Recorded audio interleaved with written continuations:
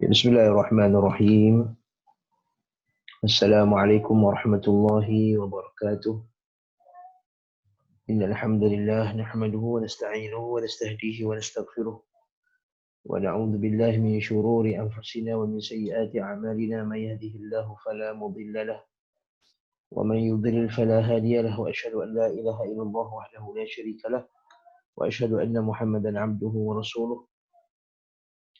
يا أيها الذين آمنوا اتقوا الله حق تقاته ولا تموتن إلا وأنتم مسلمون. يا أيها الناس اتقوا ربكم الذي خلقكم من نفس واحدة وخلق منها زوجها وبث منهما رجالا كثيرا ونساء واتقوا الله الذي تساءلون به والأرحام إن الله كان عليكم رقيبا. يا أيها الذين آمنوا اتقوا الله وقولوا قولا سديدا يصلح لكم أعمالكم ويغفر لكم ذنوبكم ومن يطع الله ورسوله فقد فاز فوزا عظيما. أما بعد فإن أصدق الحديث كتاب الله وخير الهدي هدي محمد صلى الله عليه وسلم وشر الأمور محدثاتها وكل محدثة بدعة وكل بدعة ضلالة وكل ضلالة في النار. Tuan-tuan dan puan rahimakumullah jami'an, kita bersyukur pada Allah Azza wa Jalla pada pagi ini dapat kita berkumpul sekali lagi. Walaupun secara alam maya ni bukan secara fizikalnya, untuk kita terus membaca kitab Umdatul Ahkam, dan secara khususnya kita akan baca syarah Taysirul Alam.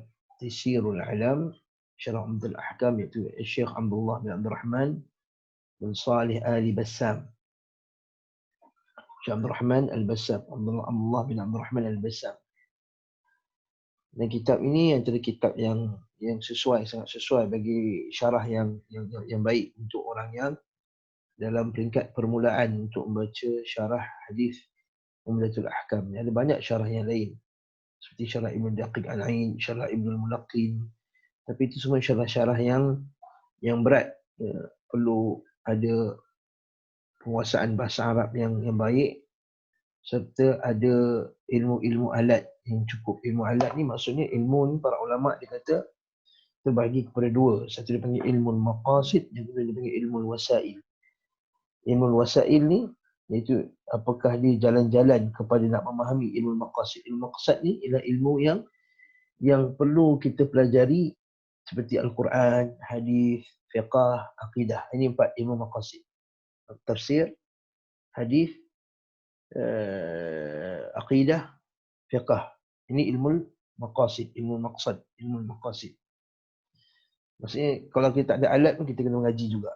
Tafsir contohnya, walaupun tak tahu bahasa Arab, kita kena belajar tafsir. Kita kena tahu tafsir ayat-ayat Allah Subhanahu wa taala. So lagi panggil ilmu wasail. Ilmu alatnya seperti ilmu usul fiqh, ilmu bahasa Arab, ulumul hadis, dan seumpama dengannya. Ini apa hukum belajar ilmu maqasid? Ilmu maqasid hukumnya wajib, pada bab yang wajib lah. Seperti ilmu fardu ain. Dan satu lagi dia panggil ilmu wasail. Apa hukumnya? Hukumnya ialah fardu kifayah untuk orang awam, untuk secara umum, namun dia menjadi fardu ain ke atas orang yang nak keluar fatwa, ataupun nak jadi guru-guru agama, ataupun nak syarahkan kitab, maka wajib dia mempelajari ilmu wasail seperti usul fiqh. Banyak mana nak kena belajar, iaitu kadar yang dia perlukan. Kadar yang dia perlukan. Naam. Jadi membaca kitab-kitab yang saya sebutkan tadi, iaitu syarah kepada Umdatul Ahkam yang berat-berat ni, berhajat kepada ilmu wasail, ilmu alat. Jadi sebab itulah, sebab pengajian kita ni ditujukan kepada orang awam. Seperti kita pakai kitab yang lebih ringkas, iaitu Taysirul Alam. Okey, Taysirul Alam, supaya kita mudah faham. Yang penting kita ambil poin-poin yang penting daripada hadis tersebut. Nah, kita masih lagi dalam hadis yang pertama. An Umar bin Al-Khattabi radhiyallahu anhu qala. Kita baca sekali lagi dia punya nas, kita baca sekali lagi dia punya hadis ni, matannya. Kata Imam Abdul Ghani Al-Maqdisi rahimahullahu taala, an Umar bin Al-Khattab radhiyallahu anhu qala, sami'tu Rasulullah sallallahu alaihi wasallam yaqul, innamal a'malu binniyat, wa fi riwayatin binniyah. وإنما لكل امرئ ما نوى فمن كانت هجرته إلى الله ورسوله فهجرته إلى الله ورسوله ومن كانت هجرته إلى دنيا يصيبها أو امرأة يتزوجها فهجرته إلى ما هاجر إليه. Daripada Umar bin Khattab radhiyallahu anhu, pada kuliah yang lepas kita panjang bincang pasal Umar bin Khattab ni, yang tak perlu kita ulang lagi. Kata Rasulullah sallallahu alaihi wasallam, aku telah mendengar. Ini terlepasnya dalam terjemahan. Dia terlepas perkataan daripada Umar bin Khattab, dia berkata bahawa sesungguhnya dia kata aku telah mendengar tu perkataan sami' tu, maka telah terlepas daripada terjemahan yang ada dekat skrin anda sekarang ni. Jadi sami' tu maksudnya aku telah mendengar. Jadi kita juga dah huraikan, iaitu lafaz-lafaz cara mengambil hadis. Seperti haddatsani, seperti akhbarani, seperti sami'tu, seperti an, seperti nawalani, seperti ajazani, ijazahkan, atau nawalani, atau memberikan aku kitab, ila akhirih. Cuma kita bincangkan mana yang paling afdal, mana yang paling kuat. Jadi sebagai ulama kata haddatsani lafaz yang paling kuat. Maka Rasulullah sallallahu alaihi wasallam telah bersabda, sesungguhnya amal itu hanya tergantung dengan niat. Ini juga terlepas daripada terjemahan. Innama, maksudnya sesungguhnya hanya. Sesungguhnya hanya yang kita sebut dalam kuliah lepas, panjang juga kita bincang berkenaan dengan uslubul hasr, iaitu kaedah dalam mengeksklusifkan, untuk mengkhususkan antara kita khusus. Dan dalam lafaz bahasa Arab ada banyak cara mengkhususkan. Selain daripada perkataan innama, ma al-kaf. Ini kan dia panggil ma al-kaf, makfuf kan. Jadi ma al-kaf maksudnya dia menahan apa saja yang datang selepas dia untuk jadi mansub. Sebab inna, asal perkataan inna, lepas tu jadi mansub dari atas kan. Innallaha ma'as sabirin, innallaha. Tapi kalau tak innama, dah tak jadi mansub dah. Dan dia membawa maksud khusus. Kita sebut pada kuliah yang lepas. Yang kita dah sebut dah, khusus tu apa? Adakah khusus secara mutlak atau khusus secara sifat-sifat yang tertentu? Maka barakallahu fiik, kita kata tengok kepada ayat. Jadi dia kata sesungguhnya amal itu tergantung dengan niat, dan sesungguhnya setiap orang akan mendapatkan sesuai dengan niatnya. Barang siapa hijrahnya untuk Allah dan Rasulnya, maka hijrahnya untuk Allah dan Rasulnya. Barang siapa hijrahnya untuk memperoleh dunia atau seorang wanita yang akan dinikahinya, maka hijrahnya sesuai dengan apa yang diniatkannya. Maka kita dah baca dah sebahagian daripada kitab Syekh Abdullah Abdul Rahman Al-Bassam ni. Dia kata yang ini hadis yang sangat besar, dan hadis ini dah berputar sekitar amalan anak Adam. Ya, sebab setiap amalan manusia itu berhajat kepada niat. Dan kita sebutkan juga Imam Syafi'i kata hadis ini 1/3 daripada agama. Imam Ahmad juga sebut 1/3 daripada agama. Cuma dari sisi lain, Imam Syafi'i dipandang dari sisi agama ini, dia ada niat, dia ada perbuatan, ada ucapan, dia ada perbuatan. Dan dia kata hadis ini 1/3 daripada agama, sebab 1/3 daripada perbuatan manusia itu adalah niat dalam hati. Dan juga kita sebut dah dalam kuliah lepas, Imam Ahmad rahimahullah ta'ala sebut bahawa dia 1/3 daripada agama dari segi apa? Dia terkait dengan masalah niat. Sebab perbuatan manusia tak lari pada niat. Ya, maksudnya ukuran kepada amalan hati adalah niat. Kemudian hadis yang kedua pula, hadis Aisyah radhiyallahu anha, iaitu berkenaan dengan sebarang siapa yang melakukan satu amalan yang tidak aku tunjukkan maka tertolak. Maka itu ukuran untuk amalan badan. Amalan badan ni ukuran ni ialah adakah dia mengikuti sunnah ataupun tak ikut sunnah Nabi sallallahu alaihi wasallam. Yang ketiga, hadis berkaitan dengan perkara selain daripada ibadah, iaitu al-halalul bayyin, yang halal itu jelas dan yang haram itu jelas. Kata Syekh Abdul Rahman Al-Bassam, kata wan niyatu tumayyizul ibadata min 'anil 'adah. Niat itu membezakan ibadah daripada adat. Ya, betul? Kata Syekh, niat itu membezakan ibadah dengan adat. Contohnya kita bangun pagi, kita mandi. Bila kita bangun pagi, kita mandi, sama ada kita nak mandi sunat ke, mandi wajib ke, atau mandi biasa, mandi adat, mandi biasa sahaja, maka dibezakan. Fal ghuslu, masalan, contohnya kata Syekh ni, contohnya mandi. Yaqsudu 'anil janabah. Yang tu dia berniat untuk berjanabah, untuk mengangkat janabah, untuk mengangkat di mandi junub. Fayakunu ibadatan, maka jadilah dia ibadah. Wa yuradu lin nadhafah aw al tabarrud fayakunu 'adatan. Kalau diniatkan untuk lin nadhafah, semata-mata untuk membersihkan diri, ataupun lin tabarrud, ataupun untuk menyejukkan badan, fayakunu 'adatan, maka jadi ibadat, maka jadi adat, maka jadi adat.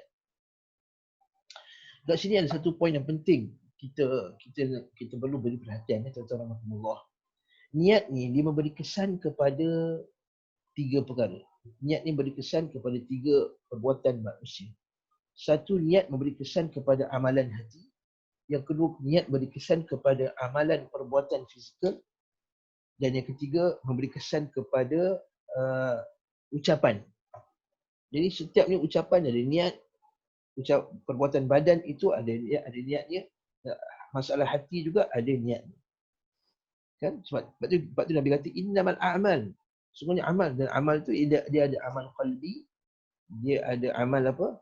Dia ada amal al-lisani, dia ada amal lisan atau amal qawli, dan dia ada amal al-arkan, al-jawarih, amal dengan anggota badan. Jadi itu kita perlu faham. Jadi niat dia ada asar, dia ada kesan kepada amalan hati, dia ada kesan kepada amalan lisan, dan juga ada kesan kepada amalan anggota badan. Okay, kesan niat dalam masalah hati itu perbincangan dia dalam masalah kitab lain, masalah akidah. Masalah akidah.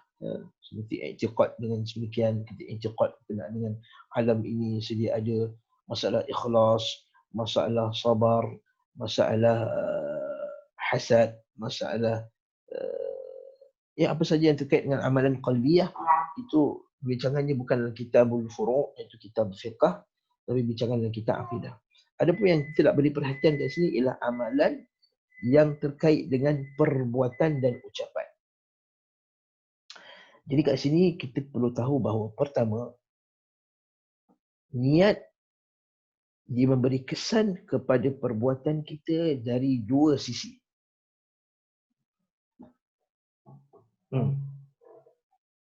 Okey. Yang ni dia memberi kesan pada amal dari 2 sisi. Dari 2 sisi tu dalam Allah. Apa sisi yang pertama?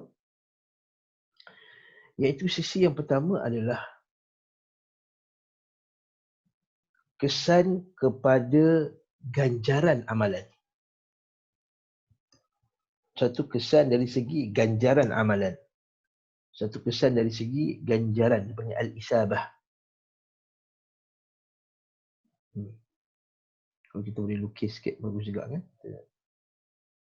Supaya kita nampak, sahabat-sahabat kita nampak. Okay? Jadi kita tak asar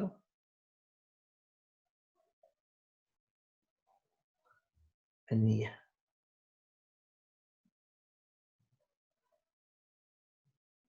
Kesan niat.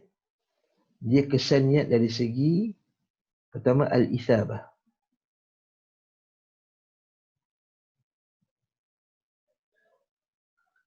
Itu dari segi apa dia? Dapat pahala atau tidak? Dari segi pahala. Asal ni kesan. Asal ni kesan. Jadi adakah dia beri kesan dari segi pahala ataupun dia memberi kesan dari segi sihah, kesahihan. Ini penting ni. Iaitu sihatul amal. Iaitu sah atau tidak sah.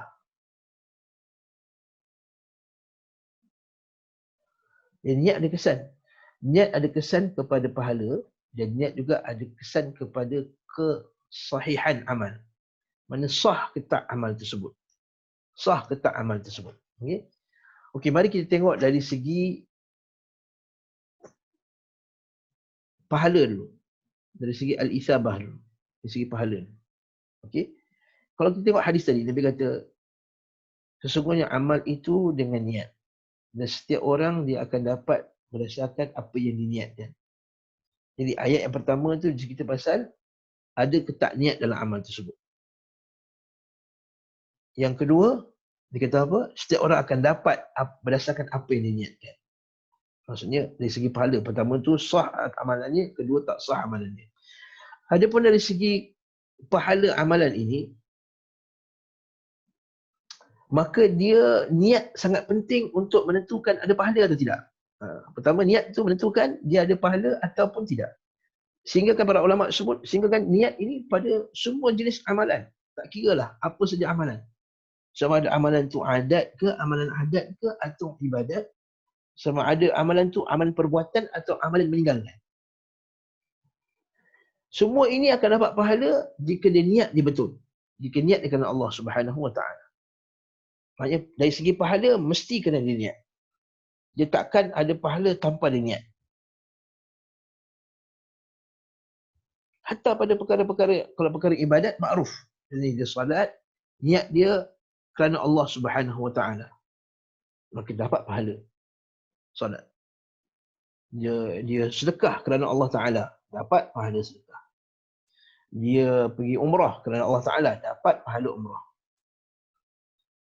Kalau dia kalau dia salat tadi niat dia kerana nak menunjuk kat orang, tak ada pahala.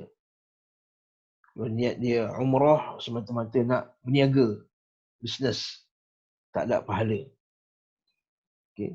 Kalau dia bantu orang semata-mata sebab nak raih undi daripada kawasan parlimen dia, maka tak ada pahala. Itu masalah ibadat. Begitu juga asarun niyah, kesan ni pada adat juga. Pada perkara-perkara adat. Contoh seperti makan, minum, tidur. Maksudnya kalaulah amalan-amalan ini kita niatkan kerana Allah Subhanahu Wa Taala, tetap juga dia akan dapat pahala. Sebab tu Nabi kata, wa fi bud'i ahadikum sadaqah. Nabi kata, bila kamu bersama dengan isteri kamu pun sedekah. Kata, ya Rasulullah, seorang itu melepaskan syahwat ni pun dapat pahala juga ke ya Rasulullah? Nabi kata, apa pendapat kamu? In wada'taha fil haram.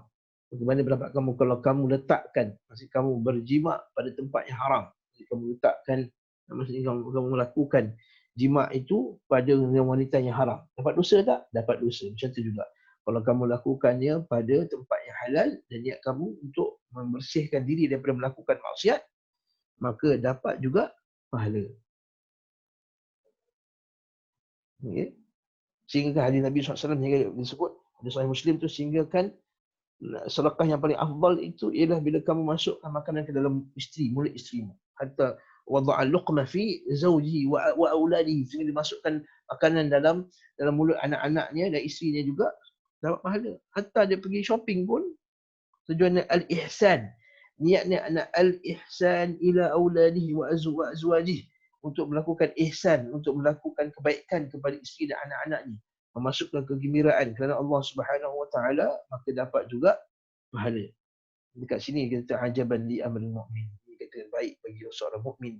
Ila apa dia? Ila nisfuha, hanya dapat separuh daripadanya. Ini ke 1/9 atau kata 10/10, tus'uha, thumunuha 8/10, subu'uha 7/10, 6/10, 8/10, 3/10, 2/10, 1/10. Dan niat dalam syarak itu ada dua. Satu, ikhlas fil amal. Ahaduhuma al-ikhlasu fil amal. Jadi dah maksud tertinggi daripada niat tadi. Wa hadha yatahaddatsu anhu amal. Adat. Dalam rupa adat. Okey, yang ni kita simpan dulu, yang ni kita huraikan yang ni dulu. Okey. Ibadah yang datang dalam bentuk anggota badan ini, yang kita lakukan ibadah, dia tidak sah melainkan dengan niat. Tetapi apa yang tak sah tu, iaitu kalaulah dia perkara yang ibadah semata-mata yang tidak dilakukan melainkan untuk ibadah semata-mata. Contohnya solat. Ada tak orang melakukan solat tujuan dia selain daripada solat? Aku saja nak rukuk, nak berdiri, nak ni, tak ada kan? Betul tak? Orang pusing Kaabah, ada tak dia kata pusing saja pusing nak jogging? Tak ada. Maka dia kata ibadah dia itu semata-mata kerana ibadah. Dia tak ada maksud lain. Semata-mata untuk mendekatkan, seperti solat, puasa, apa lagi?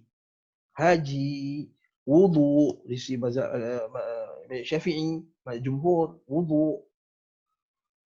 Apa lagi? Ibadah, zikir dan seumpama dengannya. Maka yang ni tak syak lagi, dia perlukan niat untuk dia jadi sah.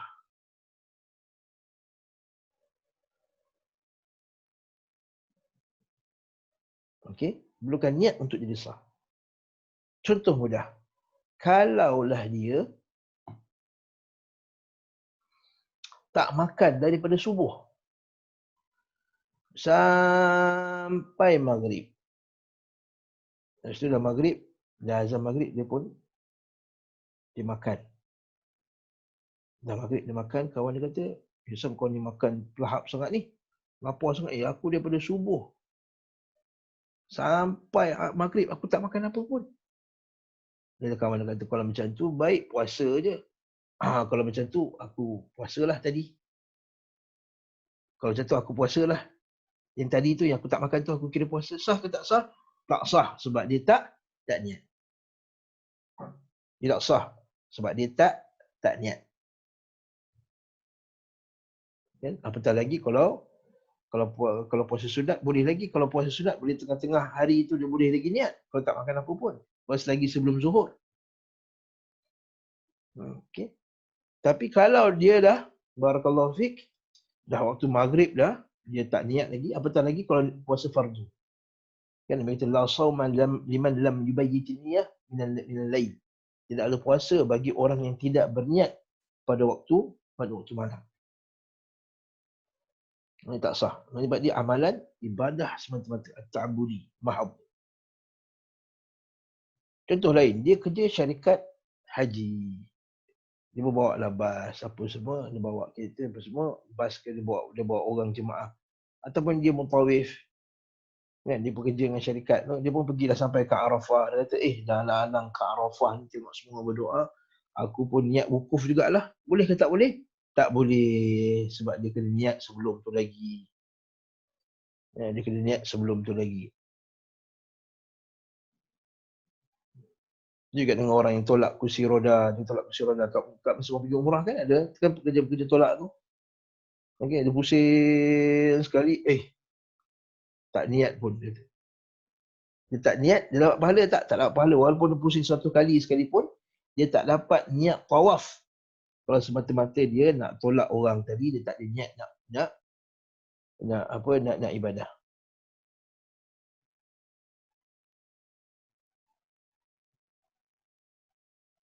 Okey, faham? Kat sini masalah ni. Begitu juga dengan ibadah mendengar. Ibadah sam'. Mendengar. Dengar Al-Quran. Kalau dia tak ada niat untuk mendengar Al-Quran dan dia tidak memberikan pendengaran, dia tak ada al-isra', tidak memberikan, menumpukan pendengarannya kepada Al-Quran dan tidak ada niat nak dengar Al-Quran, maka tak dapat pahala Al-Quran, dengar Al-Quran. Seperti setengah orang dia pasang Quran dekat pasar. Lepas tu orang tu pun dia pergi shopping. Dia pergi shopping sambil-sambil tu ada bunyi Al-Quran. Dia tak ada niat pun untuk mendengar Al-Quran tadi. Dia tak dapat pahala mendengar Al-Quran.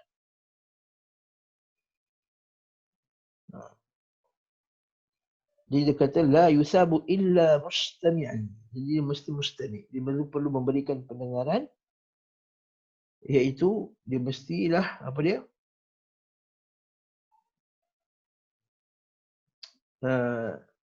Memberi niat. Mesti ada niat untuk nak dengar Al-Quran. Baru dapat pahala. Okey, faham tak tuan-tuan bab ni? Okey, yang ni. Yang kita settle lah. Tok kala pula. Okey, yang ni kita dah selesai. Okey, yang kedua pula. Dia ibadah. Namun dia datang dalam rupa yang macam adat. Adat ni maksudnya amalan harian lah. Benda-benda yang bukan ibadat. Amalan yang adat. Rupa dalam rupa.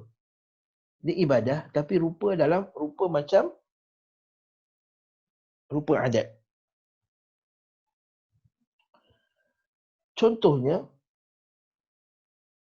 bayar hutang. Contohnya bayar hutang. Okey, yang ni okey, sorry. Yang ni dia berhajat berniat tak? Yang ni dia sah. Yang ni tak wajib ada niat.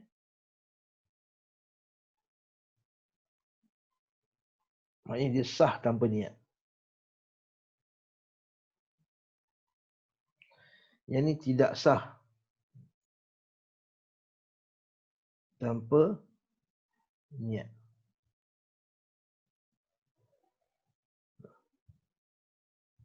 Kita buang dulu apa ni? Yang lisan ni dulu. Okey. Kita tak keliru.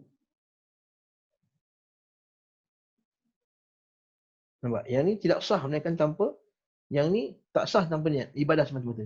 Yang ni ibadah tapi datang dalam bentuk adat. Contohnya apa? Bayar hutang.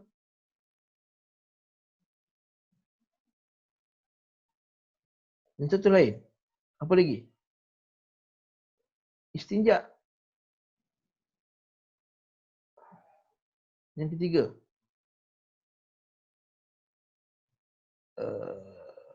Sucikan najis. Maksudnya bersuci. Maksudnya hilangkan najis. Izalatul najasah. Contoh, bayar hutang. Katakanlah dia bayar hutang, kita berhutang dengan seseorang. Kemudian kita bayar balik hutang dia. Masa bayar tu, kita terlupa nak sebut. Kita lupa nak niat nak bayar hutang. Sah tak bayaran tu? Bayaran tu sah. Maka tak perlu kata, alamak aku lupa lah niat. Pulangkan balik duit tadi tu. Sahaja aku berniat, aku bayar hutang kepada kamu, kalau Allah Ta'ala. Tak, itu tak betul. Maka yang ni tak termasuk. Faham tak masalah? Istinja. Dia buang air besar. Lepas dia bosan dia membasuh lah, basuh. Lepas dia basuh dah keluar, dah pump keluar toilet basuh tangan. Dia kata, Allah lupa nak niat masa istinja tadi. Tak sah lah aku basuh najis. Dia kena masuk balik basuh dia punya najis sebab dia punya kemaluan dan juga dia punya dubur ke, kumpulan dubur dia. Tidak perlu. Kat sini kena faham masalah dia tu. Tidak perlu lagi dah. Menghilangkan najis. Katakanlah dekat rumah depan ni ada najis. Kemudian, apa dia? Hujan.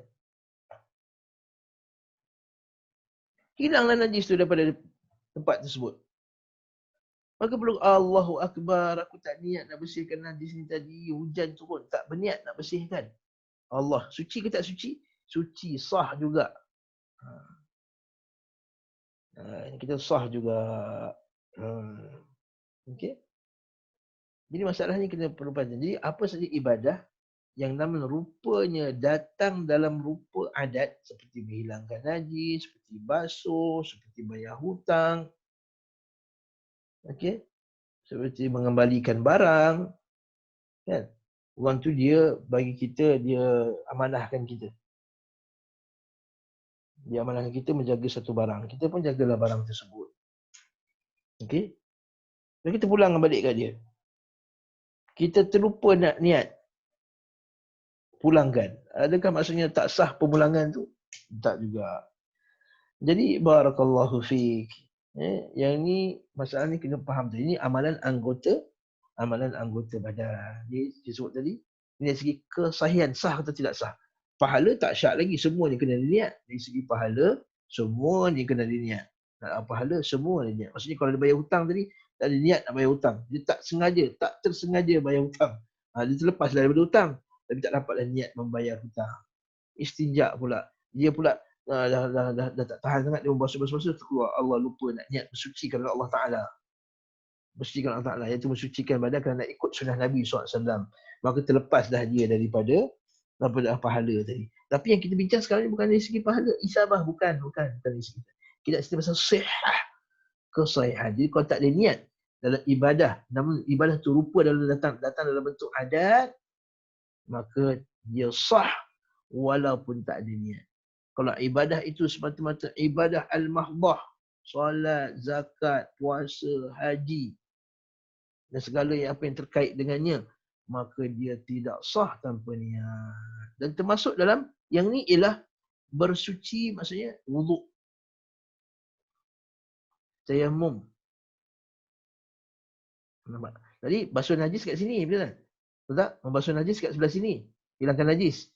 Tapi wuduk dan tayamum dekat dalam mazhab Syafi'i dan juga jumhur ulama, dia masukkan wuduk dan tayamum dalam masalah ibadah semata-mata.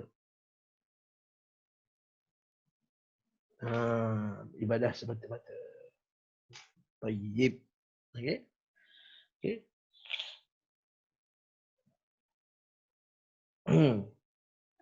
Nah, betul dalam mazhab berbeza dengan mazhab Abu Hanifah. Mazhab Abu Hanifah kata wuduk di dalam bab menghilangkan kotoran. Tak, mazhab Syafi'i kata tak, jumhur kata tidak. Dia adalah termasuk dalam ibadah. Sebab itulah wuduk tidak sah melainkan dengan niat, tayamum tidak sah melainkan dengan niat. Sebab mana ada orang tayamum, mana ada orang ambil. Sorry. Masalah tayamum, mazhab Abu Hanifah kata ibadat juga. Masalah wuduk. Masalah wuduk dia kena ada niat. Dah selesai masalah ni. Ada soalan tak yang datang kelas hari ini? Ini masalah ibadah anggota badan. Saya maksud ibadah lisan pula. Ibadah lisan pula. Boleh no? Saya padam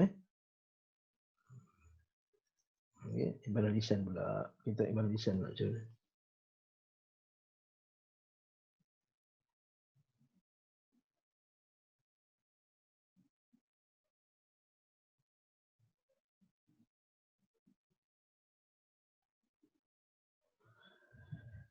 Dari segi ibadah lisan pula,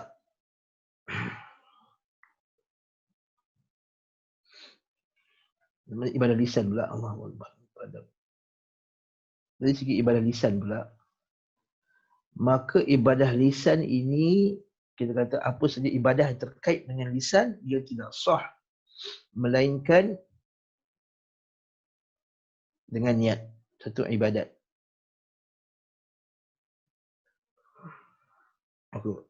Macam mana pula yang ibadat tapi dalam bentuk adat tadi?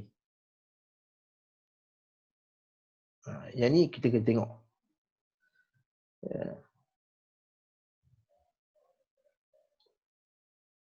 Macam ibadat jelaslah. Macam dia kata baca Quran. Baca Quran mesti ada niat dengan Allah Subhanahu Wa Taala.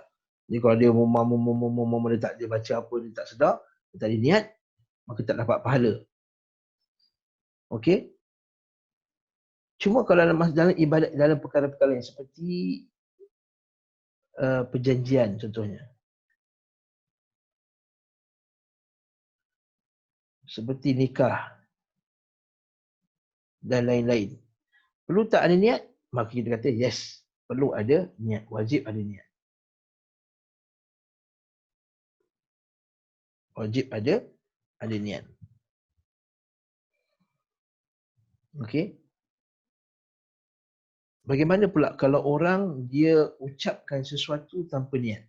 Itu nak fikirkan tu, macam mana kalau dia ucapkan sesuatu tanpa niat? Okey. Yang ni niat dalam lafaz ni dia ada dua. Para ulama kata. Satu niat dia pada lafaz, satu niat dia pada hukum. Ini kita nak bezakan antara orang yang tak sengaja tapi dia orang yang tersalah dengan yang silap. Ambil salah. Satu dia bikin hazil. Hazil ni maksud dia main-main. Tak serius. Satu lagi dia mukhti, dia salah. Ada orang dia okey. Biasanya manusia bila dia melafazkan sesuatu, kalau dia memang berniat untuk ucapkan lafaz tersebut, tetapi dia tersilap, dia terucap perkataan yang lain.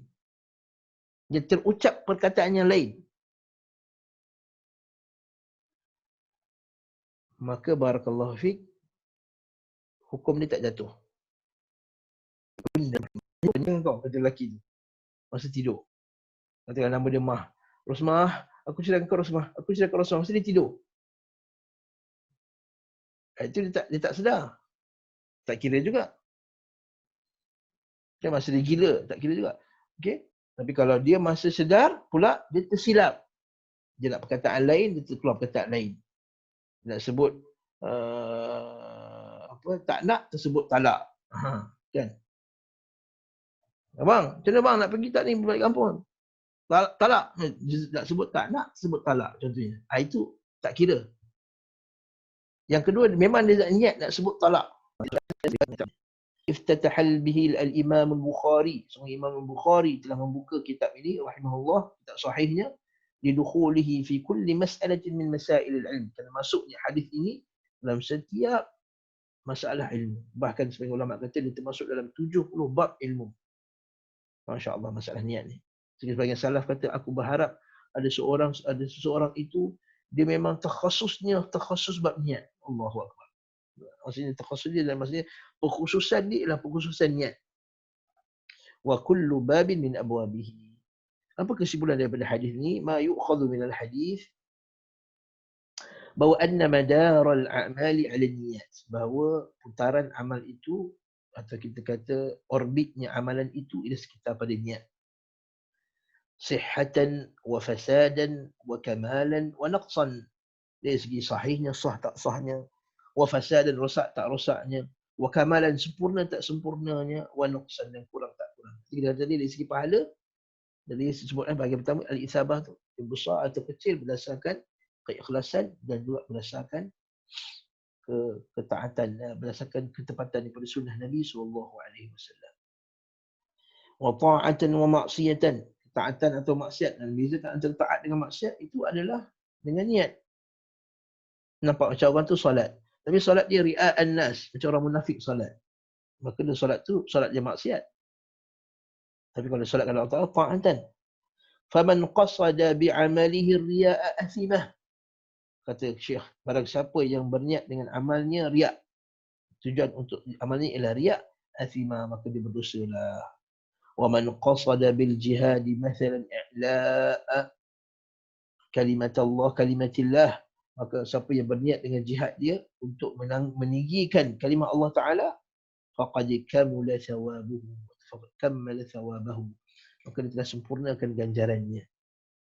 Telah sempurnalah ganjarannya. Lepas tu kata Rasulullah sahabat dan, ya Rasulullah, ada orang tu qatala hamiyatan wa qatala riya'an wa man qatala fi sabilillah. Ada orang itu berjuang kerana hamiyah, semangat perkauman. Ada pula dia berjihad kerana nak dapat duit.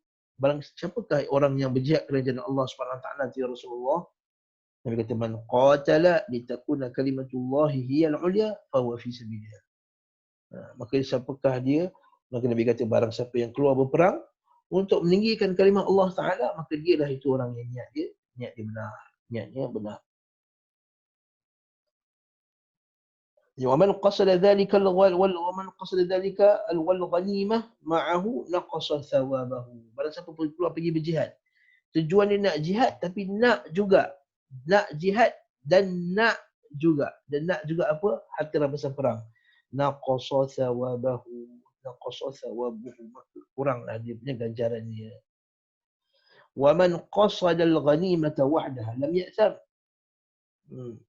Siapa yang niat dia pergi berjihad tadi semata-mata untuk dapat harta rampasan perang, tak dosa, tak salah. Betul, walakinnahu la yu'ta ajrul mujahid. Tapi dia tidak diberi ganjaran orang yang pergi berjihad. Jadi fal hadithu masuqun li bayani anna kulla amalin ta'atan, amal ta'ah kana fi surati aw ma'siyati yakhtalif bi ikhtilafi niyyah. Jadi hadis ni disebut untuk menjelaskan bahawa setiap amalan ketaatan, sebab amalan itu taat ataupun dalam maksiat, berbeza berdasarkan niatnya. Itu pertama. Maksudnya kita sentiasa kena sahihkan niat tentang Allah. Kata sebagai ulama salaf, dia kata, tidak ada satu perkara yang paling susah aku nak baiki, aku nak kontrol daripada dalam diri aku ni, daripada niat. Susah memang. Kadang-kadang niat dia boleh berubah. Kadang-kadang tengah-tengah ceramah je dia boleh datangnya riak, boleh datang riak. Kan? Datang ceramah tiba-tiba ada orang komen, Ustaz, mantap. Oh, menitik air mata saya dengan kuliah Ustaz. Saya pun tengah ceramah dibangga. Tengah-tengah ceramah tu bertukar niat, habis. Maka kita kena jaga niat kita betul-betul. Maksudlah yang kedua pula kata Syekh anna niyata syartun asasiyun fil amal. Bahawa niat itu ialah syarat asasi dalam amal. Walakin bila ghuluwin fi istihdariha, tapi janganlah ghulu untuk menghadirkan niat tadi. Kerana bila ghulu nanti yufsidu 'ala al-muta'abbid ibadatah, yang menyebabkan merosakkan ibadatnya. Okey, fa inna mujarrad qasdil amal yakunu niyatan lahu biduni takalluf. Tak perlu tidak takalluf. Sampai ada satu ini disebut oleh sebagai syekh kita, kata ada orang kata bila kita niat nak keluar rumah tu mesti datangkan 80 niat. Niat untuk menjaga hak jalan, niat untuk bantu orang, niat untuk tak melakukan maksiat, niat untuk niat untuk menyempurnakan janji, niat sampai 80 niat. Dia kata syekh tak betul lah macam tu. Itu dah ghulu dalam menghadirkan niat. Cantik kata syekh. Naam. Ustaz, ada soalan dalam chat. Tayyib, nanti anda akan jawab. Okey. Barakallahu fiik. Baik. Kelas kita habis berapa? 10 kan? 10 ya Ustaz. 10. Dan 9.40, 9.40 kita habiskan sikit lagi. Tak habis kitab nanti. Yang ketiga, anna niyata mahalluhal qalb wal lafzu biha bid'ah. Ini kata Syekh Abdullah Abdurrahman Bassam, dia ikut pendapat Qadhi Iyad dan juga para ulama masyayikh kita yang lain yang mengatakan bahawa melafazkan niat ini bid'ah. Yang ni jadi isu lah, sebab apa dia bertembung dengan pendapat sebahagian ulama Syafi'iyah. Seperti Ibn Ruslan dalam kitab Az-Zubat, dia kata melafazkan niat tu sunat. Macam inilah tuan-tuan rahmatullah, kita tahqiqkan masalah ni betul-betul. Jadi bagi orang yang perlukan bantuan agar menguatkan niatnya, maka kita kata dia niatlah. Dengan lafazkanlah niatnya. Kalau dia perlukan bantuan untuk menguatkan niatnya. Namun kalau dia tidak perlu bantuan, maksudnya dia boleh berniat dan dia boleh fokus dengan diniatkan dalam hati saja, maka lebih baik diniat dalam hati saja. Dan war rasul ahaqqu an yuttaba. Dan rasul itu lebih layak untuk kita ikuti. Yang disebut oleh Syekhul Islam Ibn Taimiyah rahimahullah, Ibn Qayyim dalam kitab Zadul Ma'ad, dan juga dalam kitab-kitab yang lain. Disebut juga Qadhi Iyad, disebutkan juga oleh para masyayikh kita yang menguraikan yang menyebut kenaan dengan masalah ni, sebab tidak diriwayatkan daripada Nabi SAW. Maka Syekh Bakar Abu Zaid dia buat satu kitab kenaan dengan kesalahfahaman pengikut mazhab terhadap kata imam mereka. Antaranya dia kata antara yang disebut dalam masalah niat. Sebab bila Imam Syafi'i rahimahullah ta'ala kata, Nabi Imam Syafi'i kata solat itu tidak seperti puasa. Kerana seseorang itu tidak akan masuk ke dalam solat melainkan dengan lafaz. Imam Syafi'i berhenti kat situ. Seorang itu tidak akan masuk solat melainkan dengan lafaz. Jadi kata Syekh Bakar Abu Zaid, ada sebagian orang dia silap faham tentang lafaz tu ialah lafaz niat. Yang dimasukkan lafaz tu ialah lafaz Allahu Akbar. Orang nak masuk puasa tak boleh sebut Allahu Akbar baru masuk bulan puasa. Tak. Dia niat terus masuk subuh dah masuk dah puasa ni. Kalau dia niat pada sebelum subuh tadi bagi solat, bagi puasa yang wajib. Tapi kalau orang tu niat dia, kalau orang tu memang tapi orang tu tak solat, dia tak akan masuk solat melainkan dengan sebut Allahu Akbar. Kalau tak sebut Allahu Akbar tak sah. Itu maksudnya dengan lafaz. Jadi lepas itu jadilah sebahagian ulama dia menganggap bahawa melafazkan niat itu adalah sunat. Wallahu ta'ala alam. Kita bila kita bincang masalah ni, kita bincang dalam keadaan kita tenang-tenang ajalah tuan-tuan Allah. Jangan kita memanaskan situasi. Yang kata, puak-puak ni kata bid'ah, kita pula jangan pula kita kata pendapat yang kata bid'ah ni teruk, apalah depa ni masuk neraka jahanam sebab dia dengan niat apa sebab. Tak perlulah macam tu. Disebut ni yang sahih ialah tak perlu kita meniatkan. Sebagaimana ulama menghukum bid'ah pada perkara-perkara yang ada juga berlaku. Yang ni ulama kata bid'ah, ada ulama kata tak bid'ah. Letak tangan atas dada, ada sebagian ulama kata bid'ah. Maka kita jangan, ada sebagian ulama dakwah juga kata dia tak bid'ah.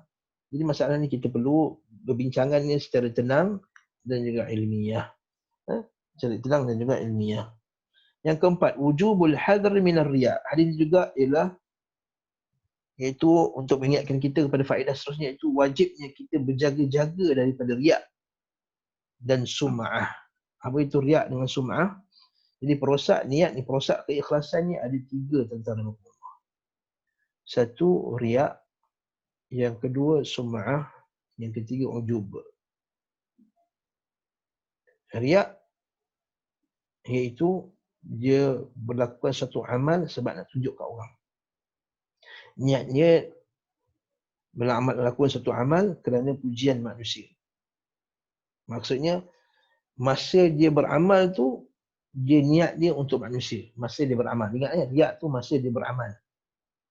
Masa dia amal. Masa dia sedekah. Masa dia solat. Masa dia zikir. Masa dia mengajar. Dan termasuk juga riak iaitu dia memperelokkan. Dia improvekan lagi dia punya ibadah tu tadi disebabkan pujian manusia.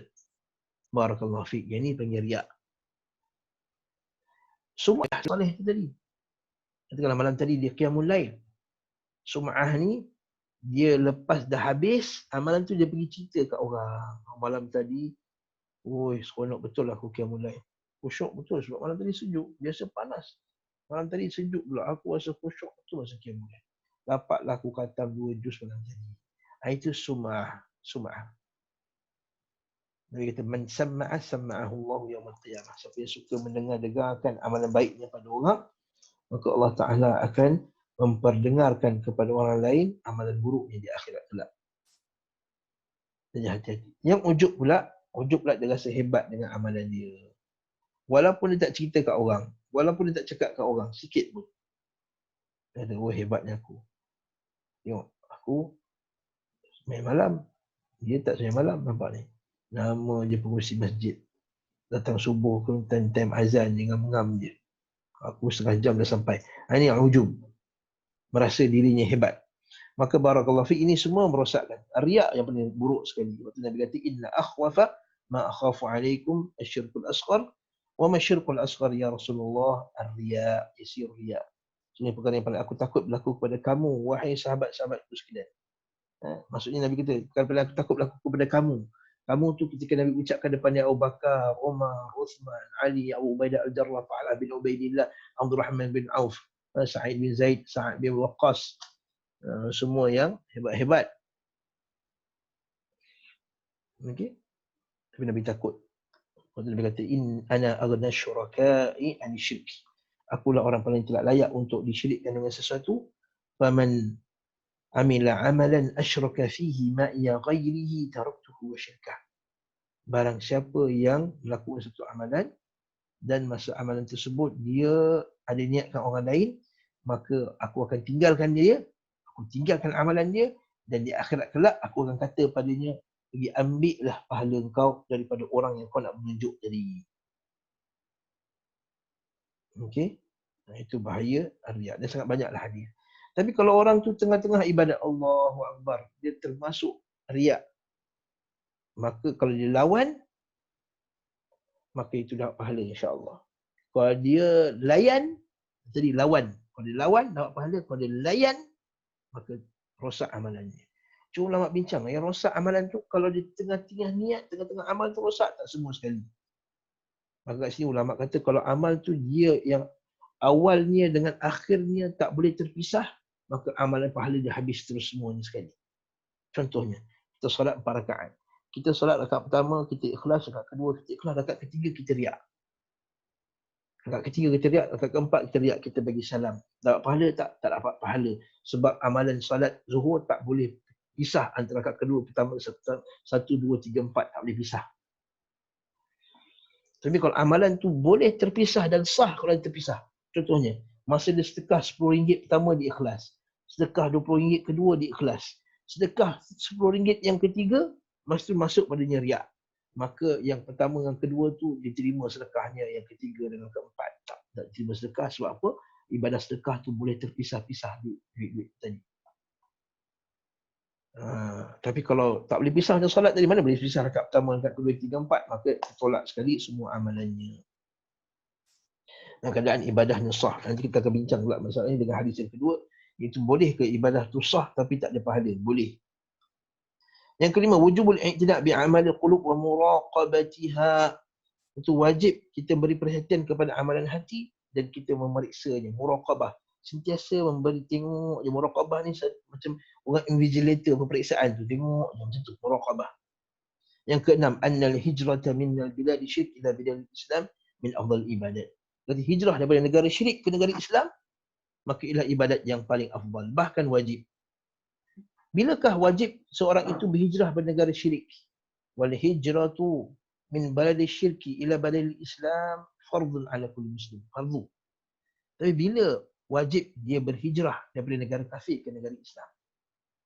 Iaitu pertama, jika dia tidak mampu untuk menzahirkan keislamannya.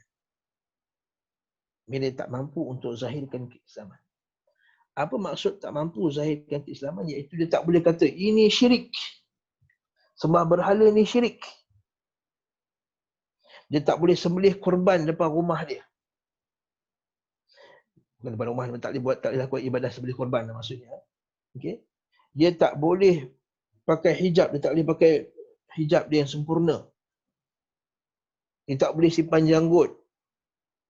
Dia tak boleh menzahirkan. Masa ketika itu dia wajib. Yang pertama, syarat pertama. Yang kedua, dia ada kemampuan untuk keluar. Kalau tak ada kemampuan untuk keluar, seperti dia lemah atau semua, maka dia tak wajib. Itu sunat. Dan juga kalau dia mampu nak zahirkan Islam ke negeri kafir tersebut, mana ada solat jamaah, ada komuniti Islam. Kalau dia seorang-seorang pun tak boleh juga. Macam mana nak zahirkan Islam kalau seorang-seorang? Tidak solat jamaah, tidak solat Jumaah. Maka kita tak boleh duduk dengan orang-orang kafir kalau dia seorang-seorang. Maka dia kena keluar. Kata Nabi SAW, ana bari'un, aku berlepas diri. Min kulli muslimin yuqimu bainal kuffar. Atau kama qala Nabi SAW. Aku berlepas diri daripada orang muslim, mana-mana muslim yang bermukim di keliling orang-orang kufar. Nah, jadi wajib hijrah. Jadi apa dua syarat wajib tadi? Iaitu dia kalau tak mampu menzahirkan Islam, yang kedua dia ada kemampuan. Faedah. Nah sekali, kata Imam Rajab, dzakara Ibn Rajab anna al-amal li ghairillah ala aqsam.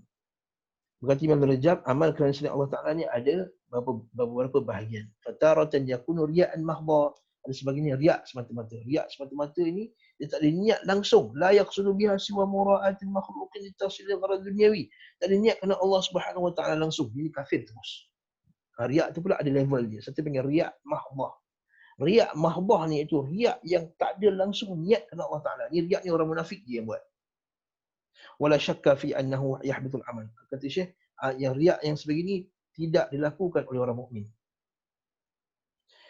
Wala syakka fi annahu yahbitul amal atau yuhbitul amal. Maksud amalan ini maksudnya riak macam ni dia menggugurkan amal. Wa anna sahibahu yastahiqqul al-maqta min Allah. Maka orang yang macam ni dia layak mendapat murkaan daripada Allah dan juga dapat hukuman. Wa taratan yakunu al-amal lillah wa yusharikuhu riya. Ada pula amal kerana Allah tapi dimasuk sekali riak. Riak yang ringan tadi. Fa in syarakahu min aslihi fa inna an-nusus sahihah tadullu ala muslih. Kalau awal-awal lagi dah riak memang terbatal. Wa in kana aslul amal lillah thumma tara alaihi niat riya. Kalau datangnya kemudian dia buat amal kerana Allah Taala kemudian datang riak kemudian wa dafa'ahu sahibahu kemudian dia lawan. Dia sebut tadi kalau lawan dapat pahala. Apa dalilnya? Wa amma man khafa maqama rabbih wa nahan nafsa 'anil hawa fa innal jannata hiyal ma'wa. Ada pun orang yang menahan hawa nafsu dia daripada nak ikut perkara-perkara yang dimurkai Allah wa nahan nafsa 'anil hawa. Dia takut Allah Ta'ala, dia tahan hawa nafsunya daripada meneruskan perbuatan yang jahat tadi. Fa innal jannata hiyal ma'wa. Ini disebut oleh para ulama kita dalil bahawa kalau datang riak tengah-tengah amal, dia akan ditolak. Akan dapat pahala. Kalau ditolaknya dapat pahala. La yadurruhu bi ghairi khilaf, tak ada khilaf. Wa qad ikhtalafa al-ulama min as-salafi fil istisal. Okey? Kalau diteruskan tadi-tadilah disebut, apakah dia akan terhapus juga amal? Tengok tadi, kalau amalan itu boleh terpisah, maka dapat pahala yang awal, tak dapat pahala yang kemudian. Kalau amalan itu tidak terpisah, maka tak dapat pahala langsung. Wallahu ta'ala alam bisawab. Habislah kita bab niat ni. Kita tengok sikit soalan, mana yang saya mampu jawab, saya jawab itu tentang Allah. Jawapan tak wajib. Kalau baca doa masuk tandas, ikut atas lah. Assalamualaikum Ustaz, untuk ibadah dalam bentuk adat, bolehkah kita niat satu kali dengan niat segala perbuatan kita hari ini kerana Allah? Tak boleh. Kita tak boleh niat awal lagi. Ya Allah, hari ni aku niatkan segala yang aku buat kerana Allah. Tak boleh. Sebab apa? Niat itu perlu niat dari segi syarak. Niat dari segi umum memang maksud dia ialah kehendak hati, al-qasd. Tapi kalau niat dari segi ulama mazhab Syafi'i, niat dari segi syarak, dia lebih khusus. Maksudnya apa dia? Iaitu tujuan hati yang disertai makrunatun bil ibadah. Yang dia mesti disertai dengan ibadah. Dan disertai dengan perbuatan. Maksudnya niat tu tak akan datang, macam katakanlah petang sekarang saya nak pergi sedekah pukul 6 nanti, sekarang dah niat, tak boleh. Tapi kalau kita niat umum, contohnya macam ni, ya Allah aku, apa yang aku nak pergi kerja hari ni, aku kerana Allah Ta'ala. Itu umum. InsyaAllah dapat pahala. Tapi untuk menyiapkan secara awal-awal lagi, pada awal hari, untuk setiap perkara yang, individu, macam lepas ni kita baca Quran, lepas tu kita zikir, lepas tu kita bantu orang soleh, kita bantu orang susah, lepas kita cakap perkataan, yang tu berhajat kepada niat. Kepada niat. Menyebut bismillah pada perbuatan adat dikira niat kerana Allah. Kalau disertai dengan niat, maka dikira niat lah. Kalau disebut bismillah semata-mata, riak. Ada juga orang sebut bismillah kerana riak. Ada juga orang sebut bismillah kerana data biasa. Ada juga orang sebut sekian-sekian. Jadi tengok, kalau betul-betul niat dia kerana Allah Ta'ala, sebut bismillah dengan ikut sunnah Nabi SAW, maka dapatlah pahala. Kalau baca doa masuk tandas pasar, bolehkah dikira niat? Ya, kalau cerita dalam Allah, masa tuan-tuan baca doa tu, takkan tuan-tuan tak niat sekali nak ikut sunnah Nabi SAW. Maka niat je lah. Kalau tak niat, sebenarnya semata-mata untuk baca doa saja, dapatlah pahala baca doa. Katakan dia masuk pasar semata-mata sebab nak shop-shop, nak shopping-shopping, nak window shopping. Tapi masa dia masuk pasar tu dia baca doa, dapatlah pahala baca doa. Tapi pahala apa dia? Pahala pergi shopping kerana Allah Ta'ala tak dapatlah. Jadi mesti ada, niat tu mesti ada. Mesti ada niat tersebut. Cara membetulkan niat tu macam mana Ustaz? Meletakkan. Okey, apa cara membetulkan? Betulkan niat tu ialah dengan kerana Allah Subhanahu Wa Ta'ala. Itu je. Hendaklah niat kita ikhlas lillah. Kan? Kerana Allah Subhanahu Wa Ta'ala semata-mata, bukan kerana yang lainnya. Tapi kalau amal tersebut memang dia berkongsi, dia amalan dunia tersebut tadi kan amalan adat, maka tak salah kalau niat kita nak dapat yang dunia tapi bersama dengan Allah Ta'ala. Nak dapat pahala. Contohnya, macam makan. Boleh tak kita niat makan nak kenyang? Boleh. Tapi nak dapat pahala makan nak kenyang tu juga ialah aku niat makan ini supaya aku kenyang.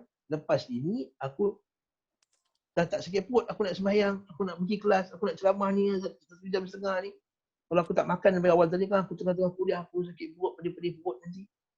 Jadi niat dia makan supaya dia boleh beribadah kepada Allah dengan baik. Sebab itulah kata para ulama, kata kalau orang tu tidur pada waktu malam, niat dia untuk merehatkan diri supaya dia boleh beribadah pada pagi besok, tidur dia pun dapat pahala. Okey, barakallahu fiik. Banyak soalan niat ni. Cara untuk jadi itu niat. Ustaz, bolehkah kita menghukum niat seorang dalam dia melakukan sesuatu? Memang kita tak boleh niat, tak boleh hukum niat seseorang. Jadi kita nampak dia sedekah dan wawarkan pada orang ramai. Orang yang sedekah, khususnya sedekah, dia war-warkan pada orang ramai ini, kita tak boleh hukum dia terus dia kata nak riak. Tak boleh. Tak boleh nak hukum dia terus riak. Mungkin dia war-warkan sebab dia nak orang lain pun sedekah juga. Kan? Sebab itulah Allah Ta'ala sebut dalam Al-Quran,